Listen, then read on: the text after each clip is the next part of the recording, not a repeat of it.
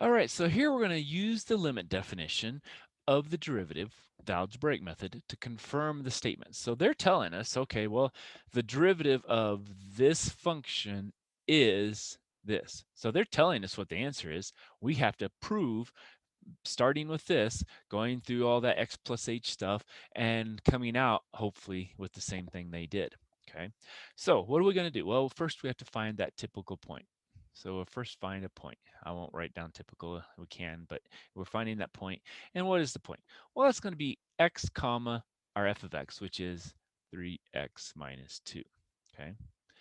And then what are we going to do? Well, now we're going to find a close point. So we will write close point.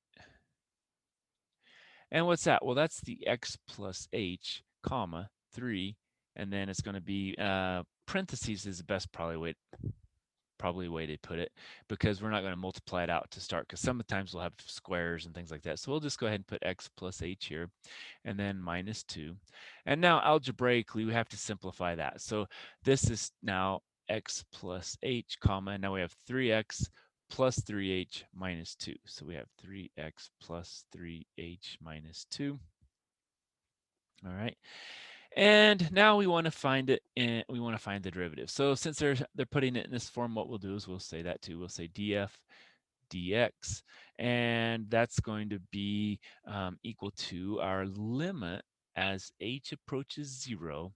Now what we want to do is we want to take our second piece, this one, minus this one, and then this minus this. And so we get 3x plus 3h minus 2.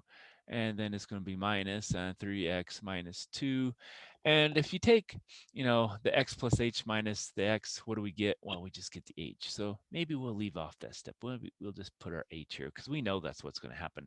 Because when you take that minus that, the x's cancel, we just get h. And so we're just going to use the formula directly and have that. All right, now what are we going to do? Well, now we have to simplify the numerator. So that's going to be limit as h approaches 0. Now we have 3x plus 3h minus 2 minus 3x. And now minus a minus 2 is plus 2 all over h. Okay. Well, guess what? Let's go ahead and change color so we can show what happens. Well, that 3x cancels that 3x. That 2 cancels that 2. All right, so now what can we do? Well, now it looks like we can factor out an h. So it gives us a limit as h goes to 0 of 3h over h. Well, those cancel, so this ends up being, now we'll go up here to the top, the limit of h goes to 0 of 3. Now, the limit of a constant number is just that number. It's just 3. So this is equal to 3. Now, that was equal to our df over dx, which we didn't write all the way down until now. And so that's what it equals. And guess what? That's what we were supposed to get. Okay. And so that's how we're going to work these problems. We're just going to plug in, our point, our close point, then we'll plug it into our function for the limit here. And then we're going to get our derivative out. And so in this case, we have this constant. Okay. What about the next one? Okay, well here they're saying that we're going to start with our f of x equals x cubed. When we take the derivative, we're supposed to get 3x squared. All right, well, let's go ahead and do that. So let's choose our point. Well, that's going to be x comma, and then we're going to use x cubed as our f of x, which is just what they gave us, so that's what we have to use. Now what we have to do is say, okay, let's choose a close point.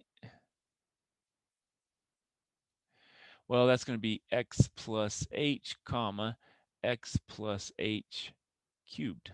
Okay, and then in parentheses. Okay. All right, so let's go from there. And what are we going to do with that? Well, now what we're going to do is we have to cube that x plus h there. So when we cube that, what we get is a long thing. So we're going to have, let's just go ahead and do over here, x plus h times x plus h. And that's going to give us x squared plus 2xh plus h squared. And then we're going to multiply that by x plus h. And so we'll take that, and that's going to give us x cubed plus 2x squared h plus h squared x. And now we have plus hx squared. And so that's this one. So we have plus Now h times that's hx squared. And then we have plus 2x h squared. And then we have plus h cubed. So that's x cubed plus, now we have 3 x squared h's plus, now we have 3 x h squared plus h cubed. Okay, so that's what we have in place of this. And so let's go ahead and say, well, now that's simplified into x plus h comma x cubed plus 3x squared h plus 3xh squared, and then plus h cubed. Okay, and now we're going to do our, now they have it as f prime, so we'll write it as f prime to be consistent. And now we just plug that into our formula. So now we have this part, the x cubed plus 3x squared h plus 3xh squared plus h cubed, and then minus x cubed. And I just put it like this time because, you know, that's all we have is the x cubed. So I'm just going to say minus that all over h. Okay. Now, can we cancel anything?